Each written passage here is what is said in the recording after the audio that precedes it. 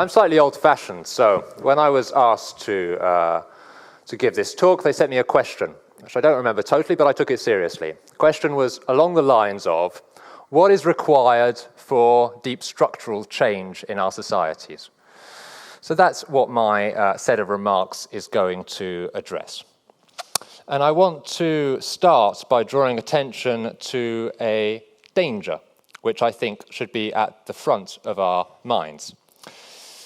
And that danger is something like the following. Participation, citizens participating in taking decisions, in government, participative democracy, are all of them admirable aspirations.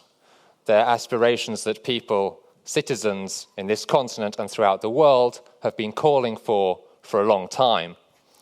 Right now, I think there is a danger of that aspiration for participation being instrumentalized by a current political climate and set of ideas.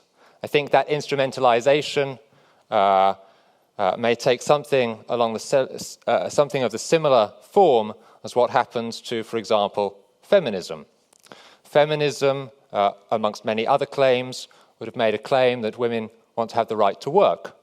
Admirable, to be supported. This can easily be transformed, however, by certain political powers into a situation that many people currently are in, where actually men and women have to work to support a family. That's something different, right? Women wanted to go and work, totally admirable. You can transform a feminist message into saying, well, actually, look at our society now, women have to work. Is that the kind of freedom we wanted? I think with participation and a drive to participative democracy and so on, in times of austerity, there is a clear risk of our initiatives becoming instrumentalized in a similar way. And I dare say that over the past couple of years, in a context of financial and economic crisis, there has been a move of politicians and decision makers to say, you know what, governments cannot do everything anymore. We don't have the resources for it. It's the time for the citizens to take responsibility. I regard this as a kind of irresponsible instrumentalization of legitimate social demands. I think that the danger is even stronger because of a overarching social imaginary, which is very powerful right at the moment, which says that democracy actually is the perfect, or should aim to become, the perfect aggregation of each individual's interests. So if only we had a system whereby each individual could participate by expressing his simple interests, and we could aggregate that information perfectly across a society, we could build a perfectly rational politics.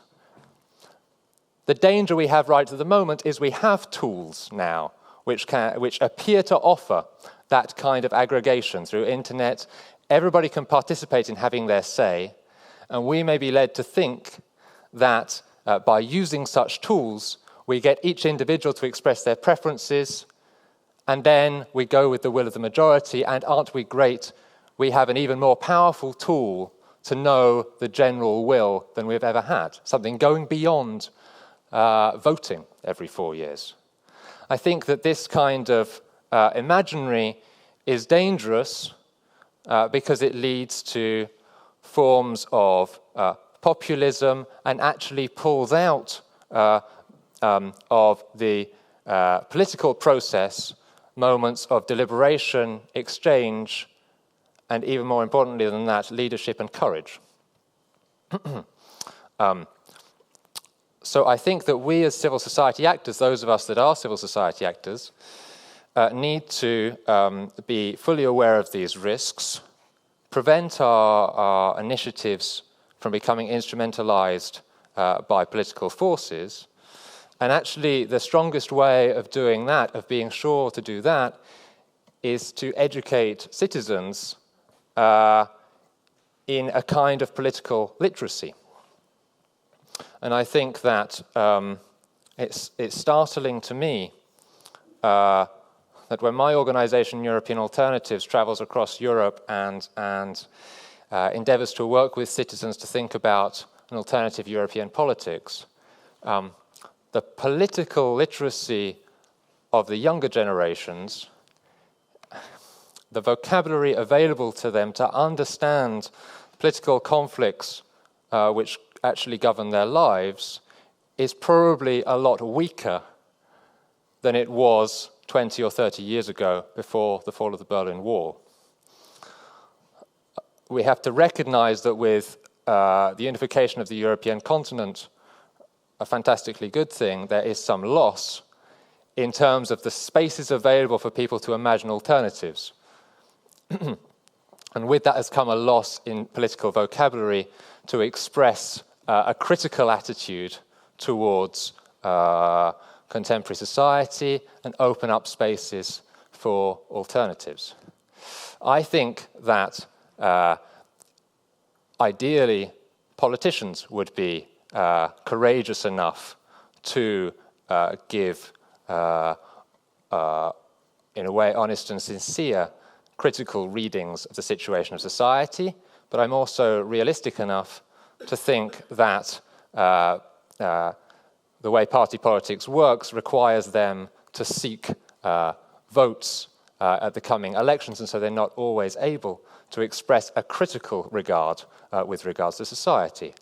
Therefore, I think that civil society organizations, along with social movements, have a responsibility to provide that political leadership, actually, and to provide the citizens with a set of clear political alternatives and critical readings of the society around them, which may not please everybody and so would not win votes.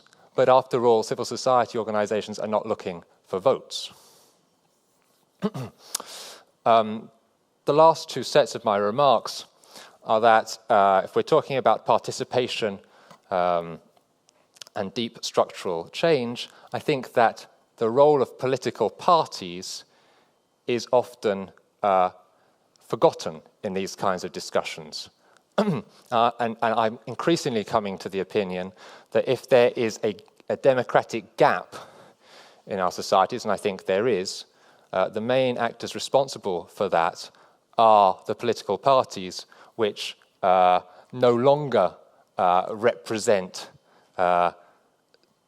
alternative ideological visions of what society should become, or represent diverse sectors of society, but are becoming captured by various elites and vested interests, which means actually they're not playing the function of a mediator between different parts of society coming into conflict and a rational and controlled discussion about how to deal with that conflict. So I think that we should be concentrating much more actually on reforming political parties and increasing participation in political parties, their methods of participation in engaging with citizens, because I think otherwise we fall into an illusion of a society in which there are no social or political conflicts. And if we start to ignore the social and political conflicts, we don't get away from them. They just spring up again on the edges of our democratic systems. They explode, in fact, on the edges of our democratic systems, and that's what we've seen in several European cities over the past couple of years, and at the moment I don't think there is anything that is structurally going to change that.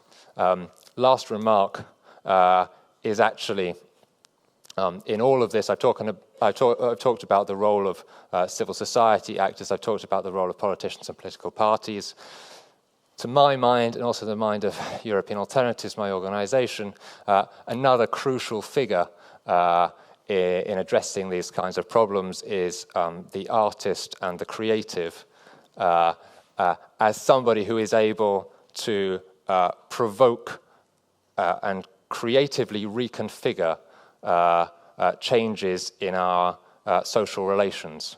I think that our society is increasingly complex and mediated by images and forms of technical communication,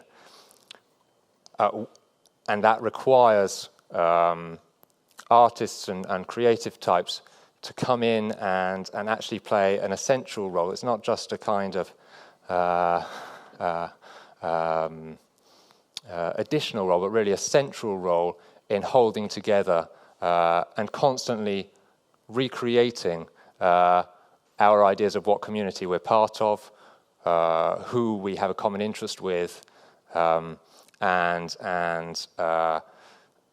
actually painting a picture for us of possible futures,